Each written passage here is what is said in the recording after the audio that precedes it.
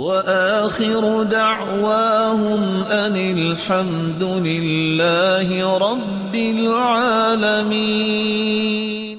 اور یہاں رک کے دو باتیں میں اور کہنا چاہوں گا. تہجد نصیب ان لوگوں کو ہوتی ہے جو اللہ کے پیارے ہوتے ہیں، عام لوگوں کو نصیب نہیں ہوتی. کیونکہ عبداللہ ابن مسعود رضی اللہ تعالی عنہ کہا کرتے تھے ان العبد اذا اذنب الذنب فيحرم به قيام الليل. جب بندہ گناہ کرتا ہے تو اللہ اس کو سے محروم کر دیتے ہیں. اور امام غزالی نے سچ کہا تھا نا. آج لوگ کہتے ہیں جی نماز پڑھی ہے، کہتے ہیں جی نہیں.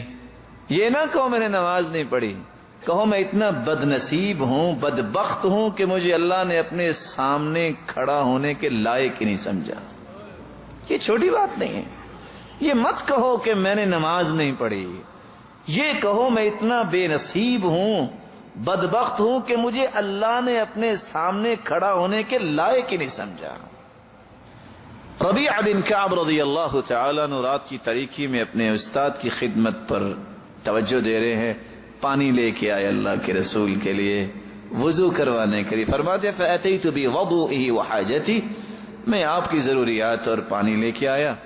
جب میں نے وضو کروایا تو اللہ کی رسول اتنے خوش ہوئے. فرمایا سل ربیعہ کیا مطالبہ ہے بتاؤ، میں اللہ سے دعا کرتا ہوں اللہ پورا کر دیں گے. مطالبہ کیا کیا؟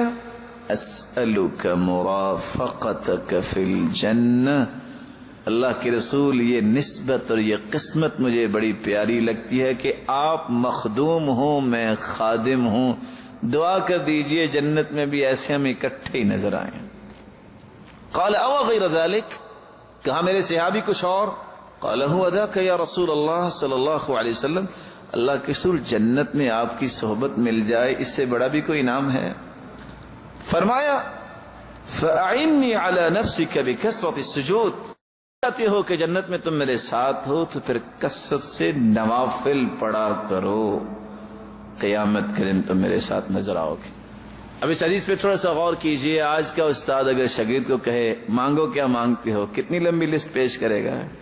یہ الگ بات ہے وہ دے یا نہ دے. اور دوسری بات یہاں نوافل کی بات ہو رہی ہے. اتنے ایسے ماشاءاللہ اصحاب عقل و دانش بیٹھے ہوں گے کہ جنہوں نے رمضان میں بھی سنتے چھوڑی ہوں گی، اور میری بات سننے والے کتنے ایسے ہوں گے جنہیں رمضان میں تراویح بھی چھوڑی ہوگی.